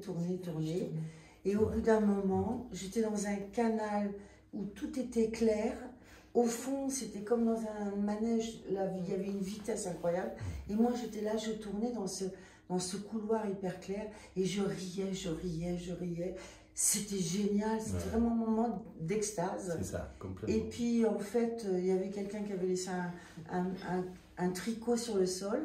Là, j'ai dérapé, je me suis rattrapée, mais j'ai jamais pu retourner dans cet état. Et là, je riais. L'extase, je comprends, on comprend un peu ce que vous dites. Non, mais c'est ça, et je pense que beaucoup l'expérimentent, même accidentellement, ceux qui, les états de mort imminente, des choses comme ça. Donc il y a vraiment quelque chose que l'humanité n'a pas encore vraiment creusé dans cette chose-là. Ça mérite vraiment et on comprendra ce qui se passe. Pourquoi on atteint cet état et c'est vraiment un état d'amour absolu. On est réconcilié avec tout. Il n'y a plus du tout de dualité. Donc on n'a plus du tout et il n'y a aucune crainte. Si je raconte les expériences de cette semaine-là, ça serait intéressant. Mais je... moi aussi, vous avez entendu parler de la lettre d'Einstein à sa fille? Non. Il lui a envoyé une lettre juste avant sa mort en disant qu'il fallait qu'elle l'ouvre que 20 ans après. Et on la trouve sur Internet. Et il explique qu'il y a une énergie qui est vraiment la plus puissante et c'est l'amour. Il dit que c'est vraiment une énergie qui... Voilà, il n'y a pas plus puissant, c'est l'énergie de l'amour. Donc, et on la trouve sur Internet. On comprendra, et c'est peut-être pour ça que l'ensemble des énergies d'une humanité entière qui aurait atteint cet état d'amour absolu, qu'est-ce que ça peut faire? C'est énorme dans cette chose-là. Je vais quand même répondre. Excuse-moi. Ta question, donc, c'était sur l'amour. Parce que le progrès, en somme, bon, il a ces deux versions, il a ces deux versants, un côté négatif, un côté qu'on estime négatif, un côté qu'on estime positif. Mais ce qui pourra démontrer, en fait, notre chemin, c'est le fait que les scientifiques puissent déterminer que, oui, effectivement, entre le moment où nous nous sommes séparés des autres primates pour devenir cette humanité et aujourd'hui, tous les progrès que nous avons faits conduisent à un point, si on le prolonge, à une finalité, à une destinée particulière. Et pour ça, à mon sens, mais ça c'est artistique en fait, cette idée, parce que pour l'instant on ne peut pas le savoir, mais il est bien possible que, la capacité des ordinateurs dans 50 ans, ils vont être, quand on voit la progression de leur capacité, et puis l'accumulation des connaissances, avec l'IA par exemple, il y a des choses négatives dans l'IA, mais il y a des choses positives. L'IA, quand je l'ai interrogée sur l'évolution de l'humanité, au tout début, elle était pas vraiment d'accord sur le truc, parce qu'elle n'avait pas de référence là-dessus. Mais quand je creuse, elle a inclus cette idée dans sa réflexion. Maintenant, quand je l'interroge, je vois qu'elle a inclus cette idée. Mais pour l'instant, elle n'y était pas. Mais c'est un principe qui va se... la technologie pourra, à mon sens, décrire les choses. Et la technologie, ce n'est pas la finalité. On dépassera la technologie pour revenir à quelque chose de naturel. Mais il aura fallu dépasser la technologie. Il aura fallu utiliser la technologie dans notre évolution, il y a eu une période, il y aura une période de technologie du 14e ou du 15e siècle, j'en sais rien, on va dire, et jusqu'à, je ne sais pas, et puis on passera à autre chose. On reviendra à quelque chose de plus d'humain. Mais on est obligé de passer par cette étape, selon moi. Dans les découvertes actuelles, là, il y a cette espèce de tout petit machin qui fait 2 mm, qui est moche comme tout, et qui pourrait en fait soigner l'humain. Ben, avec la fonte des glaciers, tout ça, il y a une espèce de petit microbe de rien du tout, qui est découvert, il est au microscope, il est absolument vilain, ça ressemble à rien, très préhistorique. Et en fait, ils sont en train de se dire, mais alors ce truc-là, ça c'est resté en sommeil des millions d'années, ça fond et il revit, enfin il peut vivre quoi. Donc ils sont en train d'essayer de l'étudier, enfin ils vont l'étudier en tout cas pour l'appliquer à l'homme. Ils se sont rendus compte aussi, les vers marins là, le sang du ver marin, on pourrait avoir des transfusions presque de ce sang-là quoi. Et donc, effectivement, il y a des espèces qui sont détruites, mais on peut être optimiste puisqu'il y en a d'autres qui arrivent aussi. Enfin voilà. Donc ce sera peut-être plus le même monde, on détruit beaucoup de choses, mais effectivement... Ni le même être humain quand même, parce qu'il a beaucoup évolué, on ressemblera peut-être pas. Ah mais c'est sûr, c'est sûr. Moi je crois, c'est même pas une croyance, c'est une certitude. Le phénomène intergalactique, ils se ressemblent tous, hein, et je crois qu'il y a des êtres différents, pourquoi pas nous? On en fait partie. Bien sûr, parmi des possibilités. Et qu'est-ce que vous en faites, ça, moi, je n'arrive pas à l'intégrer. Peut-être, mais peut-être qu'il y a d'autres formes de vie. C'est même, ils disent que globalement, ça serait... Mais bon, je suis un peu... On a quand même prouvé par rapport à la théorie de l'évolution qu'il y avait des croisements interespèces type Néandertal ou Homo sapiens. Je veux dire, ça c'est déjà prouvé. Oui. Donc la théorie de l'évolution, elle n'est pas super.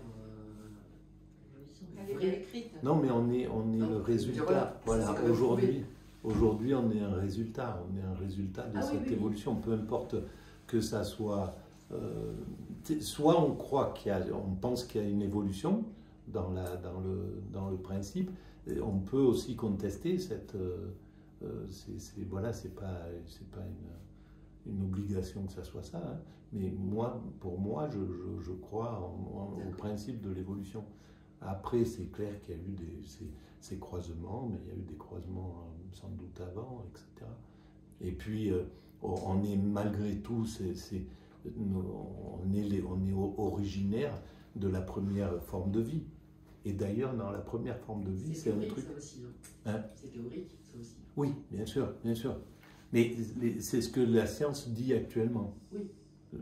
C'est ça, on est... Voilà, moi j'essaye d'être pragmatique pour dire, on peut imaginer qu'on est venu d'une autre planète ou des choses comme ça, évidemment. Mais pour l'instant, je me fie sur les scientifiques du moment. Ça peut évoluer.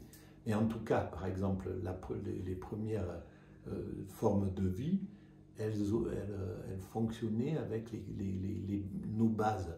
C'est-à-dire qu'elles connaissent cinq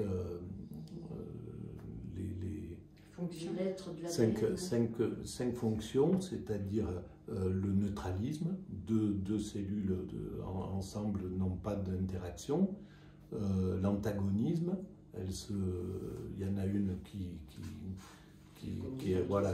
s'attaque à l'autre, le commensalisme, il y en a une qui... Voilà.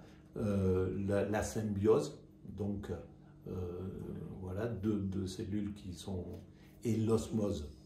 Et donc, voilà, pour moi, c'est le chemin de l'humanité.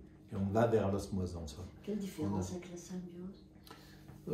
L'osmose, il y a une fusion, voilà, une fusion, hein. Et la symbiose, c'est les deux produisent quelque chose de positif pour l'autre. Voilà. Et on sait agir comme ça dans la vie. Hein. La commensalose, c'est quoi ça? Commensalisme, c'est un Parasitage. Non, non, non. Oui, un petit peu, mais bon. Non, mais Ouais, il y a aussi le Et parasitage. commensalisme. Commensalisme. Mais c'est comment ça? non, c'est- Mais si par exemple sur un éléphant, laisse il y a le des parler. bestioles. Non, non, mais C'est ça? Oui. ouais, mais c'est il me semble, hein, mais peut-être pas tout à fait ça, mais c'est une qui rend service à l'autre dans le commensalisme.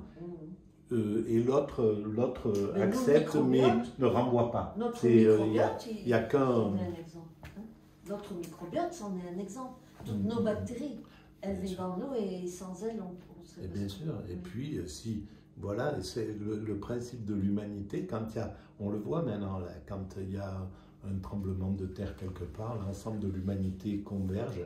Quand il y a, ben voilà, face au nazisme, l'ensemble de l'humanité a fini par converger et détruire quelque chose qui était négatif pour elle. Et c'est pareil, si on se fait mal sur un genou, l'ensemble de notre corps va travailler pour gérer ce truc-là.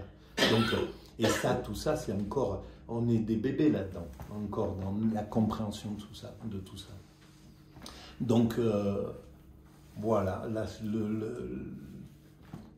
l'important, c'est de savoir que vraiment on a un sens, à mon sens, dans la théorie, c'est de savoir que nous avons que notre vie a du sens. Alors justement, moi je ne voudrais pas démoraliser tout le monde, mais là on postule qu'effectivement il y a un sens et qu'il y a une finalité.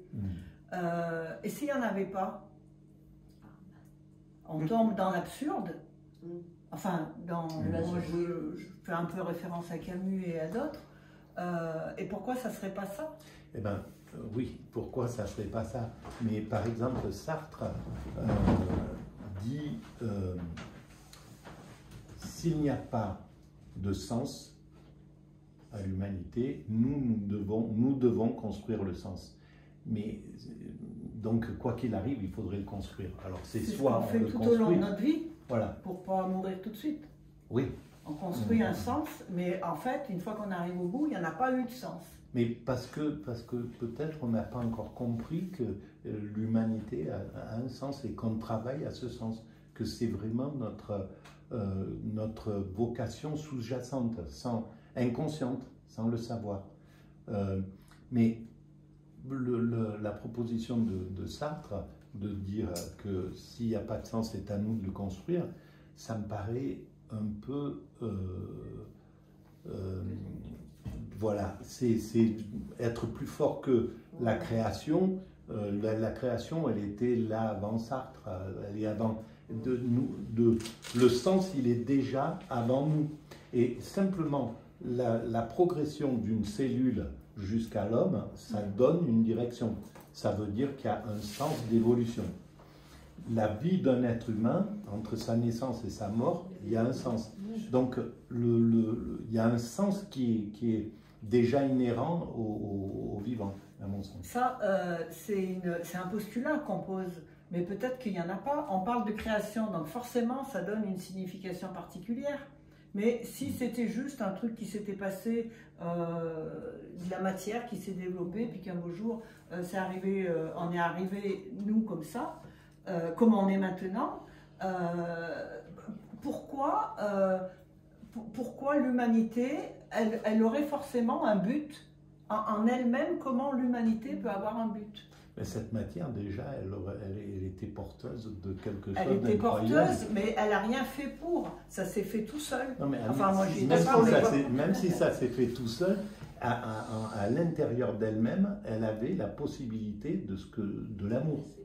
Et rien que ça, c'est que quelque chose qui n'est pas de conscience. Une matière sans conscience, sans rien du tout, puisse engendrer à partir d'elle-même l'amour, ce qu'on appelle l'amour et qui régit le vivant, hein, les arbres, les trucs. Donc c'est la force de la vie, cette chose-là. C'est les forces de cohésion, l'amour. Oui, Voilà, de cohésion. c'est vrai. Et de vie, et de perpétuation, etc. C'est vraiment... Et quand même, si c'était pas ça. Mais, Si c'est pas ça, je démissionne. Par rapport à ça, Je m'en vais dans une île déserte. Par rapport à ça, je vais avoir peut-être un peu de mal à expliquer ça, mais dans notre société où justement on n'a plus de sens, on est dans la laïcité, on est dans la consommation, on perd le sens du monde, les gens sont de plus en plus dépressifs et perdus, et chacun cherche un sens. Alors on va chercher dans la consommation, dans la puissance, ou alors on va chercher dans la relation à l'autre, et dans l'amour. J'ai l'impression qu'on est tous en train de chercher un sens et que ça va dans ce sens-là quelque part. Non. Et que c'est fondamental. Mais d'abord, Oui. c'est pas parce qu'on est dans la laïcité qu'il n'y a pas de sens. Non, mais Oui, le mot, non, c'était pour dire qu'on est un peu en train de couper le sens, quoi. D'accord. Et dans la consommation, c'est pas le sens qu'on cherche, c'est le plaisir, il me semble. Oui, mais c'est quand on n'a C'est pas de juste- sens qu'on se dit, ça, j'en sais rien. peut-être Le plaisir ou que plus j'ai, L'oubli est une enfin, forme de plaisir. c'est ma Notre modèle petite économique, recherche. ça favorise Je le voulais centre. juste vous dire peut-être, par rapport au hasard, ça serait quand même des énormes hasards. Les scientifiques ont montré qu'il y a, je crois, 7 paramètres, je sais plus, pour qu'il y ait la vie qu'il y a sur Terre, pour que la Terre, elle existe. Vous savez, Oui, les bien 7 sûr. paramètres, il faut une certaine distance, une certaine Bien température. sûr. Je sais plus, je crois qu'il y en a 7 très précis. Et si et c'est des scientifiques qui le disent, hein, que si on change à peine 0, vous savez comment on dit là, un chiffre et puis qu'il y a puissance, je sais pas combien, ça tient à rien. Et Donc, certains c'est disent bien le hasard. que, et certains disent que non, non, justement, il y en a qui ont il dit y a- c'est il y a- vraiment pas le hasard. ça, c'est- Enfin, la vie ne pouvait pas. C'est ne comme pas- de gagner au loto, Non, il y a non, une chance sur je sais Non, pas mais combien. les scientifiques disent que, par exemple, certains scientifiques disent que la vie ne pouvait pas ne pas apparaître. Telle que c'était la création telle qu'elle était faite, la vie était obligée d'apparaître. Mais à partir du moment où elle est apparue, c'est qu'elle devait apparaître. Tout ce qui s'est passé ne pouvait pas ne pas se passer. On ne peut pas, Oui, ça, on j'entends peut bien. pas l'enlever. Donc, Oui, puisque c'est passé. voilà. Et donc, rien que le fait qu'il y ait la vie à partir de la matière, d'une matière inerte, d'une matière de cet univers, à partir du moment où il y a la vie, rien que ça donne un éclat complètement incroyable à la création. La vie, c'est quelque chose de transcendant quand même, avec la possibilité de la conscience, la possibilité de comprendre notre monde. C'est pour ça que je mets l'humanité quand même dans un rôle bien particulier, pas au niveau supérieur, inférieur ou quoi que ce soit. Mais notre rôle, c'est de révéler, c'est ce qu'on fait. De toute manière, on le voit, on ne le sait pas encore, on ne s'en rend pas vraiment compte, mais on essaye de révéler qu'est-ce que c'est que cet univers. Donc on est pour l'instant la seule espèce dans l'univers, on n'a pas encore établi des contacts avec les autres, mais pour l'instant on est les seuls à pouvoir comprendre cet univers, à pouvoir rendre compte de cet univers. Et ça, c'est quand même assez... ça me donne plus de possibilités de croire qu'il y a du divin, plutôt qu'il n'y en ait pas. Plutôt que ça s'est fait comme ça, à partir de rien, quoi. À partir d'un rien qui serait vraiment rien. Et au bout du bout, cette évolution, si au lieu de nous faire arriver à l'humain et à l'extase, elle nous faisait revenir comme c'était au début, pourquoi pas? Bien sûr, ça serait une possibilité, mais d'ailleurs, ça amènerait loin, mais évidemment que on ne sera pas loin du début, en réalité. On ne sera pas loin, parce que on vivra en harmonie avec la nature. C'est ce que font nos cousins primates. Ce qui a fait qu'on est sorti, à mon sens, du monde de la nature, pourquoi l'humanité a dû prendre notre rôle et pour prendre ce type d'évolution, alors que les primates naturels, ils vivent dans un présent, ils s'en foutent, ils ne savent pas ce que c'est clair, que c'est le truc. Ils vivent en harmonie avec leur environnement. Seulement, ils ne peuvent pas atteindre l'état d'extase permanent, tout simplement parce qu'ils sont soumis aux caprices du climat, ils sont soumis aux prédateurs, ils sont soumis au système dominant-dominé, à l'agressivité. Dans une troupe de primates, il y a 50 bagarres tous les jours à régler. Tu vois, des choses comme ça. Il y a des contraintes. Et donc l'humanité, c'est le chemin vers cette libération de ces contraintes pour pouvoir atteindre l'extase. Après, pourquoi on cherche à atteindre l'extase? Moi, je veux penser que c'est pour rencontrer Dieu, en somme, pour rencontrer ce qu'on appelle Dieu, Brahman, peu importe ce qu'on appelle, quoi qu'il est, X, l'inconnu, pour être en fusion avec cette chose-là. Et après, comprendre ça, aujourd'hui, pour moi, c'est pas encore à notre niveau. Mais dans 100 ans, dans 200 ans, les scientifiques pourront dire « Il avait tort, ce mec, on a sa vidéo. C'était un blagueur. » Voilà. Oui, il avait raison, plutôt. Peut-être, voilà. 200 ans, c'est trop court. Ouais. Faut exagérer. Votre chat GPT, vous y travaillez et vous lui mettez des choses, des infos, si bien que maintenant il se met, à penser comme vous. Et même il ira plus loin que vous, mais il va dans le sens de la mécanique universelle, puisque vous lui fournissez ça. Exactement. Oui, et ben oui. J'essaie de... Voilà, mais de le ceux qui le font, encore. ça veut dire, ça serait merveilleux. Un monde que ceux qui ont les commandes, qui ont les élites, qui ont les pouvoirs, l'argent, tout, qui font tout ça, eh bien, si ils étaient dans cette optique-là, on a le paradis assez vite. Mais c'est tout l'inverse aussi. Comment vous faites? Mais comment vous faites pour penser, pour être presque sûr qu'on ne va pas vers une catastrophe? Alors, oui, voilà, déjà, parce qu'il y en a les possibilités.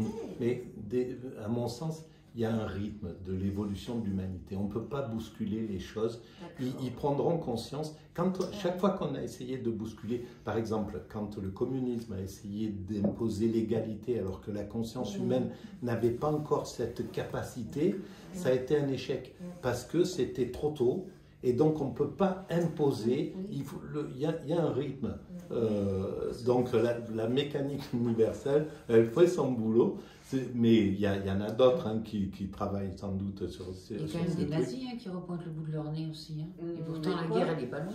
Les nazis, ça c'est une façon de voir. Bien sûr, mais l'humanité est passée par toutes ces étapes et elle est sortie vainqueur à chaque fois. C'est le bien qui l'emporte. C'est pas le XXe siècle, même s'il a été désastreux. Pas tous sur le bouton pour faire péter la planète, quoi.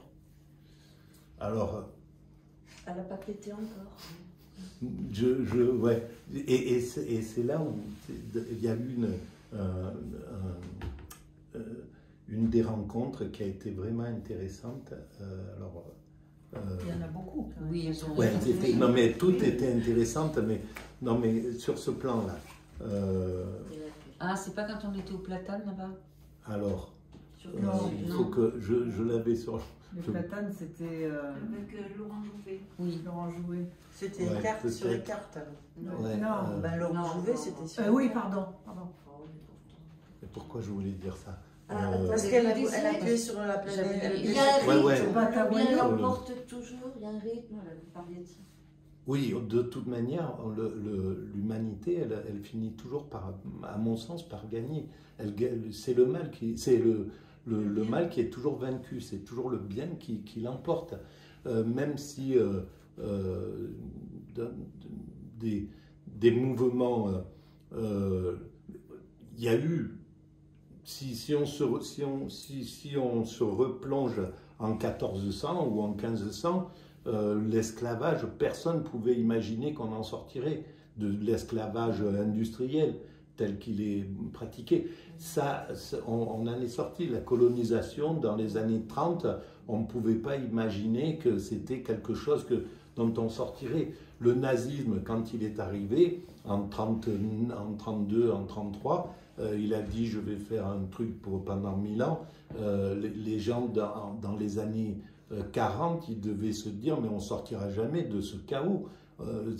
Et 3 ans après, ils dansaient pour le 14 juillet. Donc, ces moments, ils sont comme ça. Mais, et ils ont été encore plus durs, plus violents, plus injustes, plus meurtriers, plus dictatoriaux, etc. On peut voir qu'on est en train de sortir de ce mécanisme. Mais on pourrait se considérer en adolescence, en gros. On est encore des bagarreurs, il faut qu'on joue des coudes entre les sociétés, etc.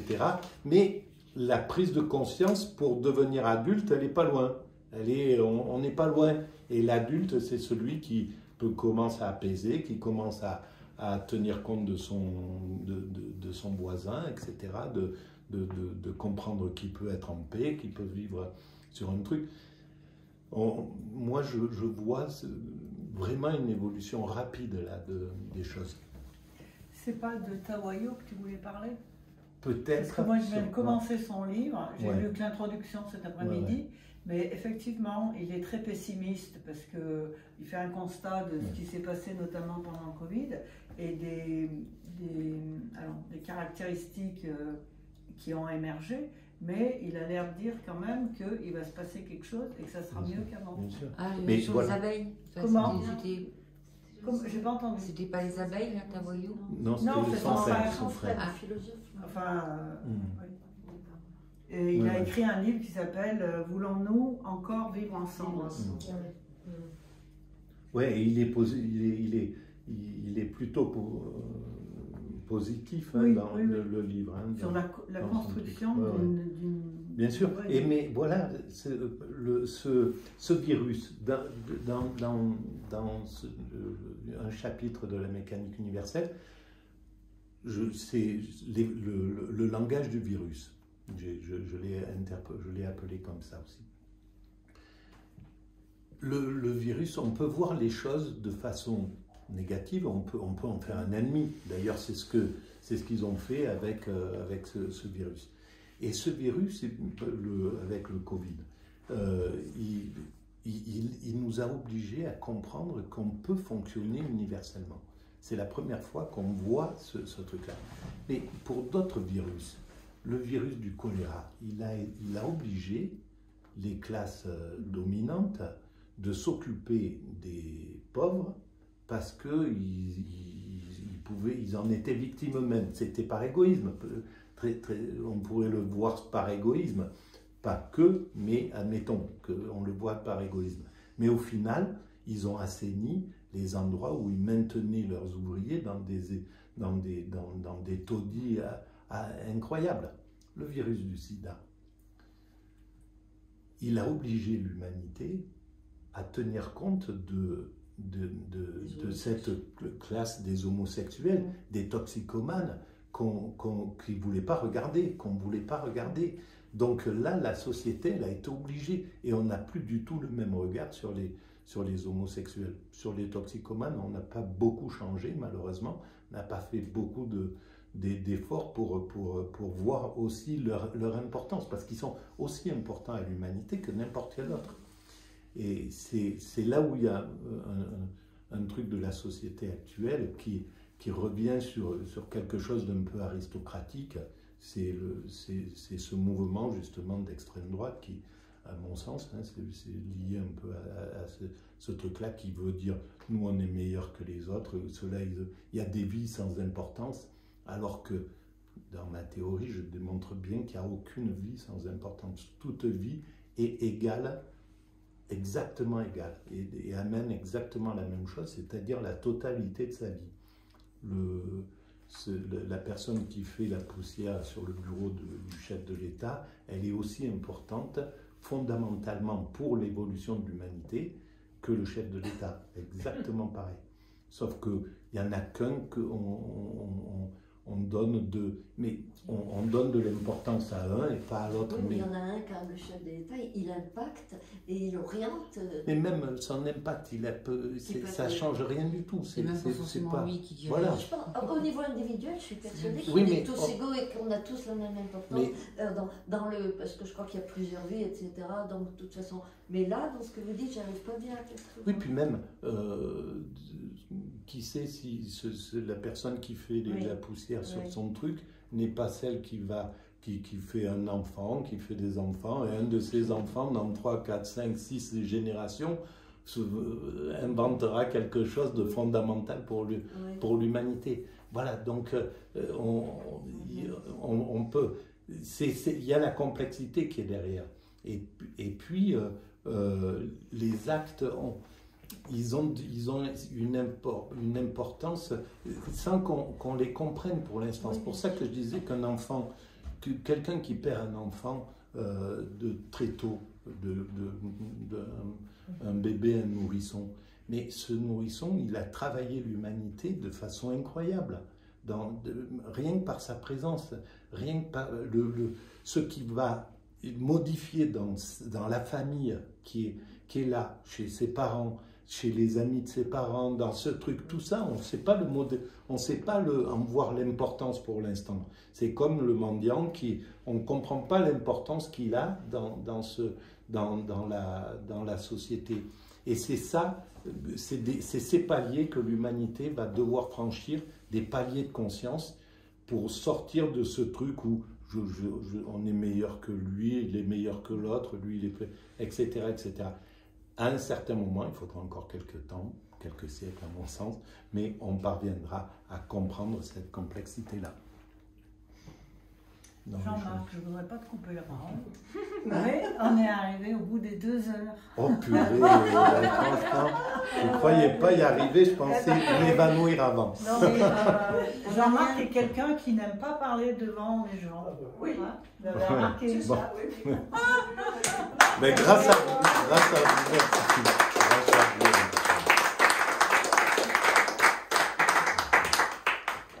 Alors avant que vous partiez tous, il n'y a pas beaucoup d'habitués là dans la salle, mais habituellement, en fin de séance, on prévoit le sujet de la séance prochaine. Il y en a une fois par mois et c'est le 2e jeudi de chaque mois. Donc je ne sais pas si quelqu'un a une idée fulgurante là pour la prochaine fois, sachant que en principe, c'est la personne qui propose le sujet qui le prépare. Oui. Voilà. Donc, en général, ça calme un peu les ardeurs. Donc, est-ce que quelqu'un a un sujet qui lui tient à cœur et dont il voudrait parler le 9 octobre? Non. Alors, je vais vous en proposer un. J'avais pensé, au mois de juin déjà, j'avais pensé au nécessaire et au superflu. Le nécessaire et le superflu. Voilà. Est-ce que ça intéresse quelqu'un? Oui. Est-ce que ça intéresse tout le monde? Oui. Bon, très bien. Alors, ce sera ça. Et c'est vous qui... Bah oui. Ah bah non, si vous voulez vous en charger, il n'y a pas de problème. Ah non, mais comme vous proposiez, du coup, Ah d'accord. vous avez déjà une idée de ce que vous voulez dire. Oui, je pense, puis je vais en trouver. Mais oui, super. Voilà, et sinon j'en profite encore pour annoncer la séance exceptionnelle du mois de novembre. Le mois de novembre, comme chacun sait, il y a le 1er novembre, c'est la Toussaint. Donc on a l'habitude de parler des morts. Et donc j'ai un ami qui est photographe et qui va remplir une semaine entière sur la mort et l'enterrement. Il a fait des photos d'enterrement qu'il va exposer au cimetière le 1 et le 2 novembre. Et son exposition s'appelle, je ne me rappelle plus, je ne sais plus si c'est l'enterrement ou la mort, un rituel sans image. Parce que depuis quelques années, quelques décennies même, on ne fait jamais de photos d'enterrement. Donc voilà, il expose des photos. Il y aura un film au cinéma de la Grenette, 1 ou 2 films qui vont parler de la mort. Alors il y en aura sûrement un genre comédie, un truc drôle mais qui parle quand même de la mort. Il y aura bah dites donc, je ne me rappelle plus. Si, une soirée ici avec un chanteur qui chante des chansons de Brassens et donc qui va prendre le répertoire de Brassens sur la mort. Et il y a beaucoup de chansons qui parlent de mort ou d'enterrement. Voilà. Et le 13 novembre, la soirée Les Conversations du Flot porteront sur la mort. Mais sur quoi exactement, je ne sais pas parce que je n'ai pas organisé encore. Voilà. Mais donc vous saurez qu'il y a une semaine à Yssingeaux où on va parler de la mort. Et sur le petit journal Le Mois qui au puits là, qui donne. C'est celui-là que tu me disais, Jean-Marc? On ne voit Oui, pas. Vous ne voyez pas. Ah bon, mais peut-être. j'ai rien. Non, mais parce c'est que normal il parce faut, qu'on n'y est il faut pas. voilà, Ah, faut voilà. le demander. Mais C'est justement ça, pour c'est les le mois. rencontres, on va. Et il faut pour qu'on le avoir, fasse. être informé de toutes ces dates, parce que j'ai Alors, rien attendez. retenu, il faut s'inscrire sur le cahier, je ne l'avais pas fait moi. Mais oui, Alors, vous avez une Parce liste qu'en de fait, diffusion il y a deux listes. Il y a la liste des rencontres et il y a la Ouais, on peut liste des